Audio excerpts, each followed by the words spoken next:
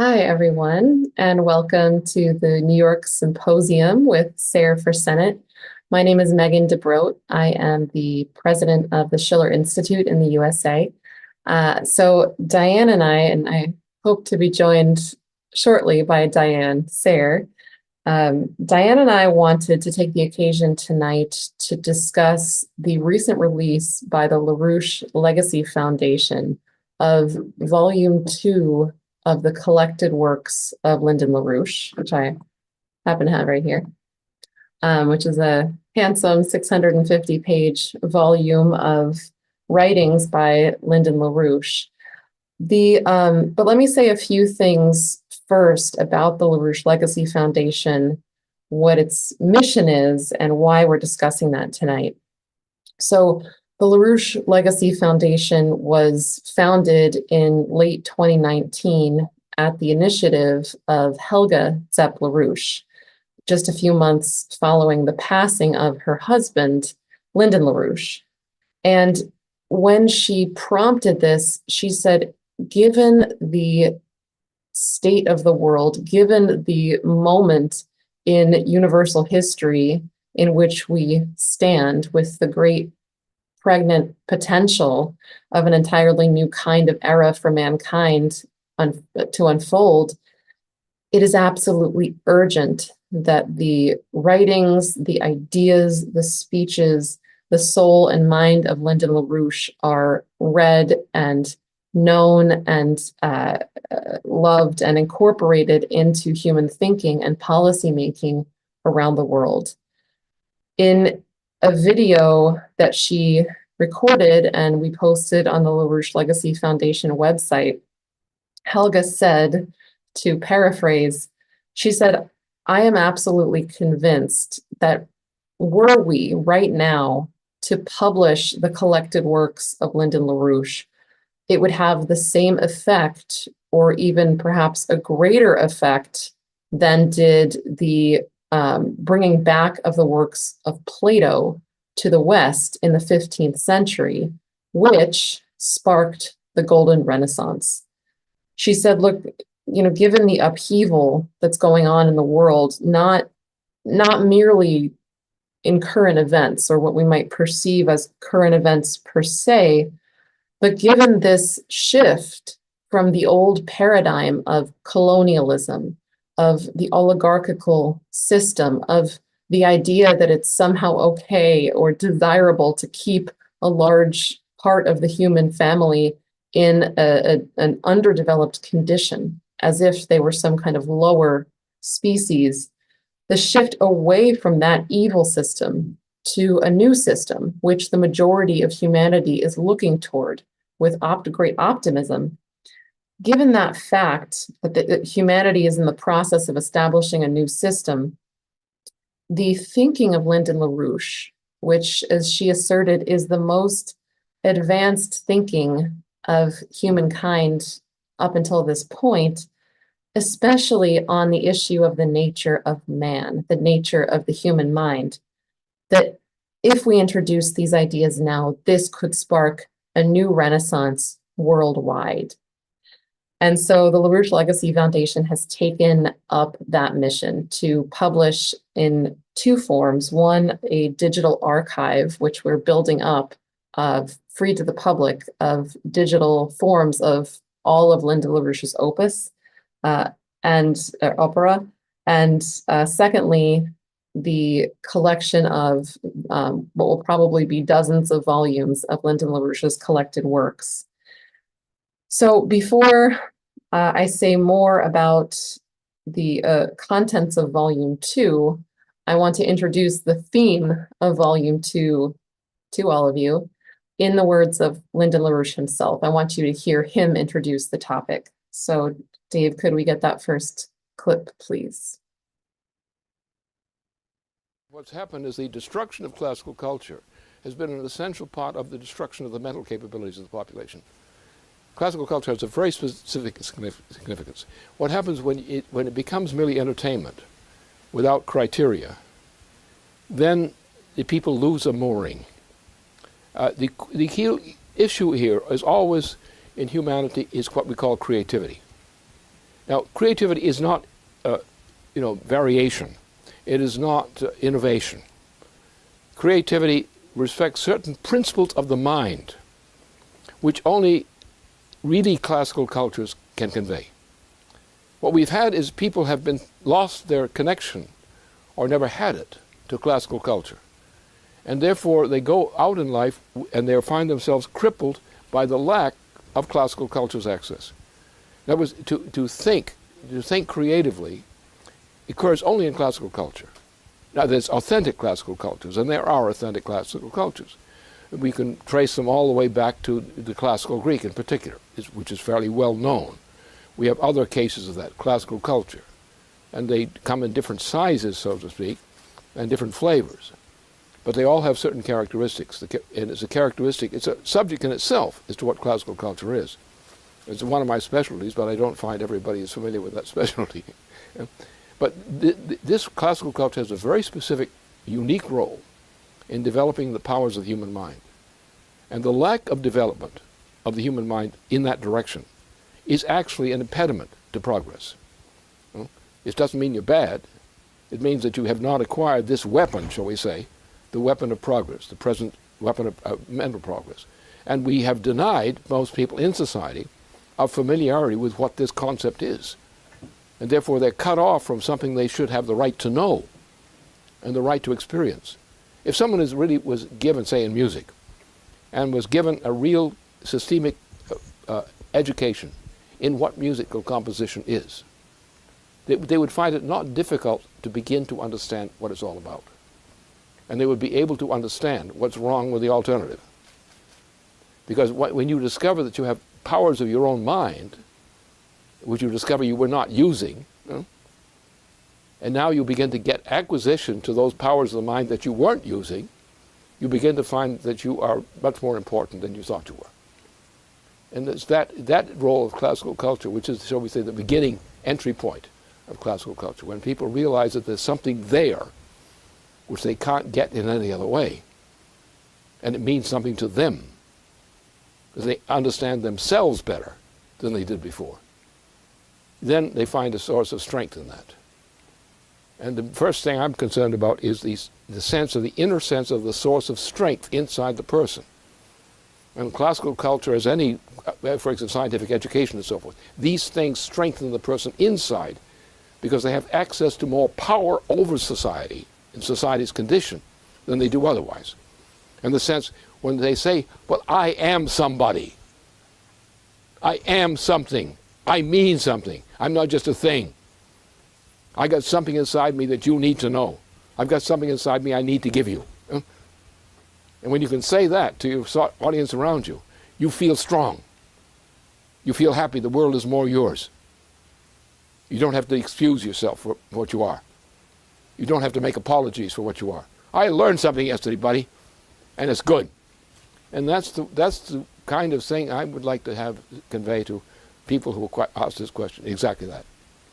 We have access, as probably with classical art and so forth, and science, we have the means to enable people to make breakthroughs, even on a fairly limited beginning basis, where they can appreciate what their mind is, what it represents. And once you're sure that your mind means something, then you're empowered, and you're not easily crushed. You don't have to defend, you don't have to apologize for yourself. So I think many people who aren't that familiar with Lyndon LaRouche, or maybe have just heard something or know him as someone who ran for president or as an economist, many people are surprised to hear LaRouche turn to the issue of classical art as something substantive in his thinking, and in this case, an answer to a question in a public forum. But what I want to emphasize, and anyone who reads the works in this book will come to discover, is that for LaRouche, art and music were not just an add-on. They weren't just a kind of a side interest, like, oh, he's a presidential candidate and an economist, an economic forecaster, and he also likes to go to the opera.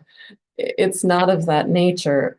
For LaRouche, and in reality, the issue of classical artistic composition was the foundation of everything, all branches of study, all branches of thinking. And I just wanted to cite two experiences that Lyndon LaRouche cited many times that occurred when he was in his 20s in the 1940s, which I won't go into in very much detail, but just reference because they're important, I think, in understanding how his own thinking unfolded. And the first of those occurred in 1946 when he was deployed overseas in the Burma Theater in World War II. And he was stationed in an American Red Cross depot, basically a transfer depot, waiting to come home, or maybe there was another stop first, I don't remember. But what he cites is to pass the time, he and his friends would listen to, fellow soldiers would listen to records. And he heard a record there, a recording of the Tchaikovsky Sixth Symphony, which he was familiar with, but conducted by Wilhelm Furtwängler. And he said it sent shockwaves through his mind because it was as if it was an entirely new piece that he had never heard before. And that was an experience which made him realize that there was something in the idea which was between the notes. There was something which was shaping the notes themselves. Now, that's one experience. The other experience was a couple of years later in 1948 when he was back in Massachusetts, and he was given a copy of, a pre-publication copy of Norbert Wiener's Cybernetics, which LaRouche said he found very interesting. He found the topic very interesting. But as he read it, he became angry because not only does Wiener trace out the command and control and communication pathways of abiotic computer systems, but asserts that that is the way that all communication takes place, from biotic communication in the biosphere to human cognitive communication. And he said that made him angry because he knew that that wasn't true. He knew that there was something beyond the logical, deductive, noun-based communication that Wiener was asserting. And he knew that from the standpoint of his the experiences from within his own mind of poetic thinking, of music, of art. And that was actually the experience that he became determined to refute Wiener, and that actually led to his discoveries in the field of physical economy. Now, as I've kind of hinted at, those were two experiences, not the only ones certainly, but two experiences which helped to define, in a sense, the course of his life. And set him on a course of the investigation of creativity per se. What is the meaning and the assigned role of the human mind in this developing universe? What are we as a species? So that brings us to the works contained in volume 2 of LaRouche's collected works. The volume 1, we decided to publish 4 of his most important longer works centered on themes of economics. But after that, we decided that it was urgent to publish many of LaRouche's most important writings on art and culture. So in this volume, we have 17 works, which I'll go through in a minute. But before I do, I wanted to share a short quotation from Helgas LaRouche's introduction to this volume. So Helga says, for LaRouche, understanding Beethoven's compositions was equally a key to understanding causality and relativistic space in the sense of Riemann, Cantor, and Einstein. Thus, LaRouche is the thinker who overcame the artificial separation between natural science and humanities and led the way back to universal thinking. There are many keys to the secrets of these works of art, to the music that lies between the notes in the sense of Furtwängler, or to the poetic idea which conveys a presentiment of the world that stands open to genius. It is all about the development of creativity, this ability that makes people truly free, free within themselves. The best way to undo the CCF's machinations is to read LaRouche's writings. Now, so in this volume, I'm very excited about it. We have 17 works which run the gamut from longer conceptual works on the principles of composition per se, on the principle of creative mentation, metaphor. We have shorter works which are address more specific things, such as the role of musical memory in musical performance. We have internal memos that have never before been published. We have shorter works which are ostensibly on the issue of politics, and you could say in shorthand, what the heck's wrong with the American population, and how do we address that? But all of them come to address this fundamental creative quality of the human mind, which is best expressed in classical art. So I just wanted to share a couple of quotations just from 3 of the works that are contained in the volume to give people a sense of LaRouche's thinking.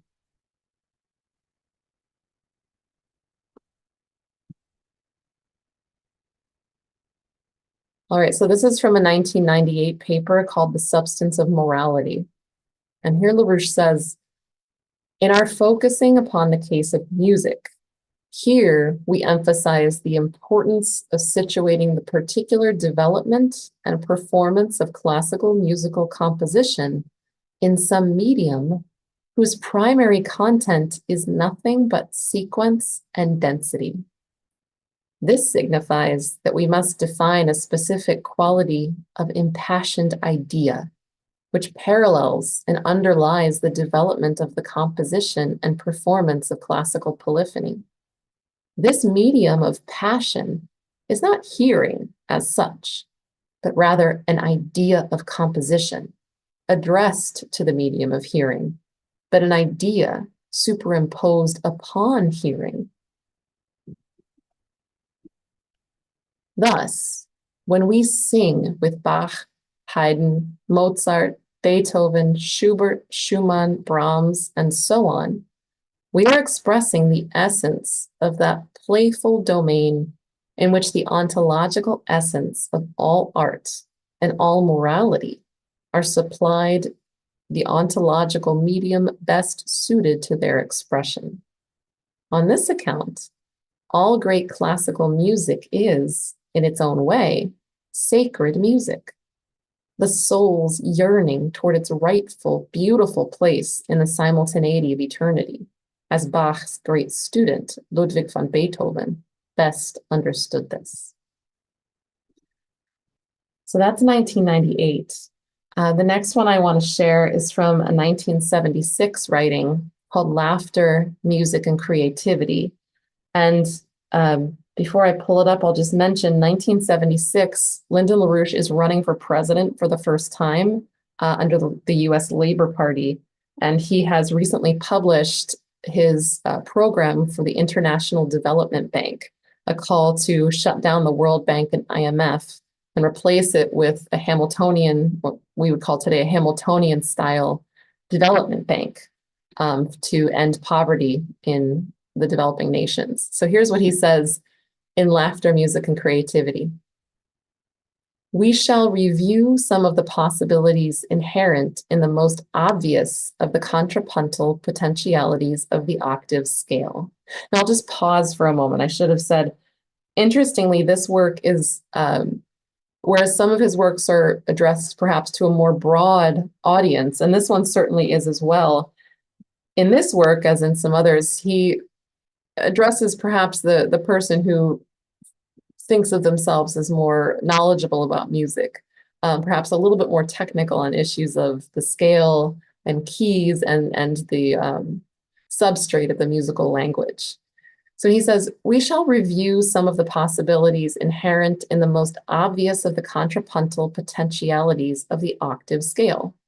We shall consider the implicitly political state of mind, which causes an otherwise committed and perhaps potentially gifted musician to lack the minimal qualities defined by the leading strata among the professional musicians of the 18th and 19th centuries. That provides the thematic setting for focusing upon the broader interconnection between laughter and creativity. So that's a fun hint of that paper. And the third one I want to read is from a 1999 writing called Prometheus and Europe, in which he addresses many things, including poetry and his own a bit of an autobiographical experience with poetry. He addresses the issue of the Promethean principle in human history. But he also says this: turn now once again to real politics, the nature of man. This time, I present that subject from an indispensable standpoint, the method of classical artistic principle as such. Classical forms of art put human individuals on its stage and force the meaning of the interrelations so displayed there to be made visible within the audience's powers of cognitive insight. Successful such artistic compositions force the mind in the audience to look beyond the diversions of sense certainty. They shift the audience's focus to insight into the seemingly spiritual, shaping orbital force exerted over the drama's battlefields. They show thus how real history is shaped by ideas.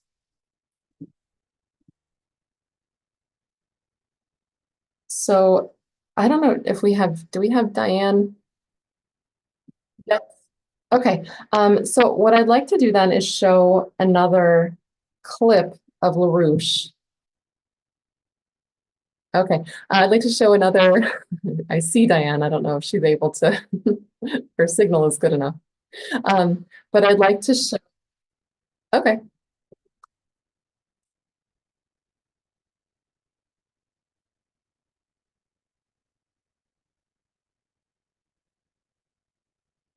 Well, sure, if she's, if we can hear her. Okay. And then I'll be ready, but Yeah, we can hear you fine, or I can hear you fine. Okay, yeah, Okay. so I'll just end with this clip, which is really delightful. Another clip of LaRouche addressing the issue of classical art, what most people think of as music, but really getting at what its actual role is in politics and society. Mankind lives in a very simple way. We're almost peasants, we might say, the way we live, because we don't think about the really big things. We don't think about the fact we depend upon sense perception, and sense perception is not really an adequate device to be used within the solar system. So therefore, we have to make these kinds of changes and these kinds of advances. We have to understand that that music is not entertainment only. The great classical drama is not entertainment, but is a very essential part of reality, without which there is no reality. And that's not understood, because we have too long, as the influence of the oligarchical system, we've taken and called as a precious thing, like classical music, and called it entertainment. It's not entertainment. It's actually an integral part of developing the human mind's capability to think, as opposed to the oligarchical system, which says you can be entertained, but don't try to think. Don't try to take the ability to think and bring that into politics. You have all these clowns running around as members of Congress, and they're spending a lot of effort on a lot of things and subject, a lot of conversation, all kinds of conversation. But they're not thinking about anything which is necessary to understand how the power of the human mind can be fostered with the aid of these media, such as classical artistic composition. That media is necessary to inspire people to rise above the dirt that they walk on. Huh? And this is where I think the issue has to go. We have to think of the future is not something what you're going to do just in your lifetime, it's what you're going to do for future lifetimes as well. And for the future of mankind. You're going to realize that mankind, yeah, we're squatting on Earth now. We're squatting and we're smelling sense perception all over the place, which is, I think, a little sickening at times. We're not thinking about what the human mind really is, what classical artistic composition in various forms really is. And therefore, we're not developing our minds in the direction of development, which is necessary for the role of mankind within this modest part of the solar system. We're not just going to defend ourselves against large asteroids, which might wipe out the entire human species on Earth. We're going to do other things as well. We're going to change our view and realize that we are citizens not just of Earth. We're citizens of this part of the solar system, buddy. And now we're going to take on our responsibility for managing this part of the solar system that we are presently capable of doing something about. And we will later be able to do more. So the foundations of what we do in trying to get some control over the area between Venus and Jupiter and Mars, this is merely a stepping stone to what the future of mankind must be, not as an ambition, but obviously in the end as a necessity.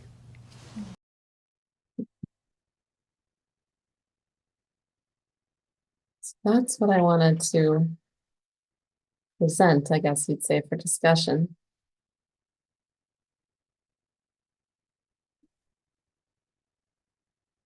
Great. Well, it looks like I can be heard, and I see that one of my traveling companions is visible. And I wanted to do this topic, one, because the book just came out, and Megan, before the end of our program tonight, please tell people how to order copies of LaRouche's writings. But two, because we are in the most unbelievable tension, I'll put it that way. The reason I'm in this sort of precarious situation is that I've been running up and down the state working on securing ballot access. And that requires talking to tens of thousands of people because, as people know, the state of New York has mandated that to get on the ballot as an independent candidate, you have to get 45,000 valid signatures, which means trying to get 70, 80,000 go way over. Jose Vega is working on a situation in the Bronx, 3,500 valid signatures. What that does do usefully is it puts you right smack in the middle of the population. And what I'm finding, as you referenced at the beginning, is that there's an enormous amount of anxiety. And some people, because the US is a presidential system, find themselves stuck in this foolishness of trying to persuade themselves that Biden or Trump or Robert Kennedy Jr. is actually qualified to be the president in this moment where we're perhaps on the brink of thermonuclear war. We're witnessing a genocide before the eyes of the world in Gaza. We have other nations where tens of thousands or millions of people are facing death by starvation. And then we have total pompous insanity provoking Russia closer and closer to the edge of what they would see as an existential crisis, which is the one time they said they would use nuclear weapons. And then our idiot Secretary of State, Tony Blinken, travels to China to threaten them for producing too much. And I would say to the American people, if you didn't like the effect of the sanctions on Russia, if you don't like paying $3.75 a gallon for gasoline, please consider the impact of putting sanctions on China, how much worse that would be. This really is the case of the guy who goes in, the burglar who runs into someone's house, points a gun at his own head and says, give me all your money or I'll shoot. That is what we are doing. And so it does leave open the question of how we will survive. But the question of survival is not animal survival. We are not animals. We are human beings. So it is a question of reason, which is informed by the species nature of man, which is the relationship of our mind to the mind of the creator of the universe. And the way we access that most perfectly, because nothing here on earth is perfect by nature. Anything in the physical realm will have imperfections, which is sort of the delightful part, because that's also how you make discoveries, which is another topic. But you can conceive of an idea of perfection which exists in the mind, which you access through art, or it is what compels a scientific hypothesis. And therefore, the writings of Lyndon LaRouche, who I hope even this little snip we've shared can lead us to that and can help liberate our minds from the horrific binary shackles that we are in. And there are some things that I think should remain binary, but thinking is we are not computers. So if you say, well, I have to choose Trump because Biden is a disaster. Now, Biden is a total disaster and cannot be allowed to become president. But just because you might vote against Biden doesn't mean the person that you're voting for is qualified. Maybe there's a role in there for you. Maybe there's a role that the citizen has to play in this moment. Maybe there's a role that I have to play in this moment as a candidate for US Senate. Maybe there's a role Jose Vega has to play, and we have to think about things differently. So that's why I thought this was so important. And if you would like to say something again about that, your thoughts on this and Lynn's role in this. Yeah, I was just, while you were talking about this fact that thinking is not binary, that's the realm of poetry. That's the realm of metaphor. The ability to think a precise thought that cannot be named. And the fascinating thing is that to be able to think a very exact thought, and then every time you try to assign a noun to it, it doesn't meet the standard. It's not right. It's not adequate. But a poem can communicate that thought in between the words, you could say. That kind of mode of thinking and communicating true unnameable ideas. That's human. That's the non-animalistic part of us. It also gets to the fact that scientific discovery, as you mentioned, and I'll just say that one of the writings in this volume is called Beethoven as a Physical Scientist, which people should read and find out why LaRouche says that. But it's not just a hyperbole or a provocative title, he means it. The mode of thinking necessary for scientific discovery is that artistic, inventive mode of the human imagination, where you have a feeling, you can sense the thought of God, or you can sense that thought which is just beyond the tip of your tongue, and the mind knows it precisely, and then the senses or the words or the images have to catch up. That's human, and that brings us an immense amount of joy, of love. The emotion of great art, just like the emotion of scientific discovery, is what LaRouche said in what I read from The Substance of Morality. It's passion, in the true sense of the passion of Christ, this passion of love of mankind. And that's what the oligarchy is so scared of with beautiful culture. They're scared of the fact that beauty is universal, and it uplifts people, and it reminds people that they're not animals. And that's why, as he mentioned in that last clip, the oligarchy says, oh, well, you can be entertained, but you can't think. And they've given us this terrible, evil culture. And I just think it's so funny that people who have all these high and mighty ideas of politics have terrible taste in art and in entertainment culture. It's a really awful thing.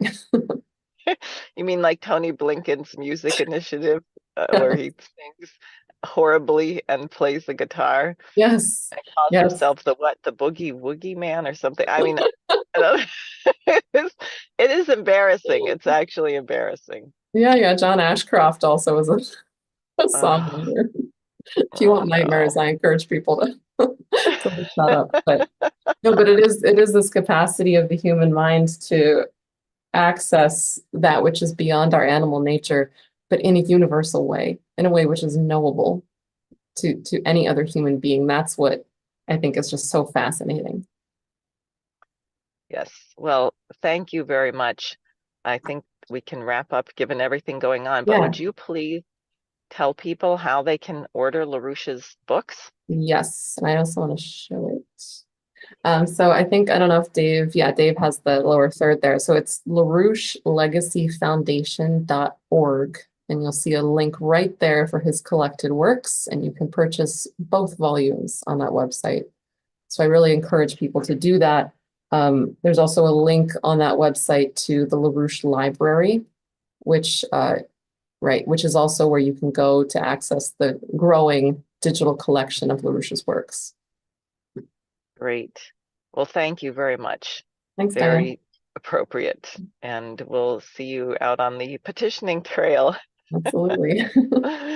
All right. Thanks a Bye. lot. And I'd like to encourage everybody, please go online and order those books and order them as Christmas gifts and everything else, because we have to get Lynn's writings. Buy them for your local library, buy them for the bookworm that you know. We have to get Lynn's writings known in the United States.